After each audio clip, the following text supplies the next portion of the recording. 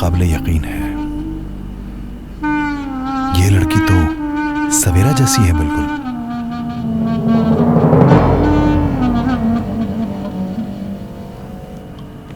करीम साहब मुझे ऐसे क्यों देख रहे थे? ये देकर आओ तुम उसे। खुद देकर आ जाओ, मैंने अभी तक खाना नहीं खाया, देर हो रही है मुझे।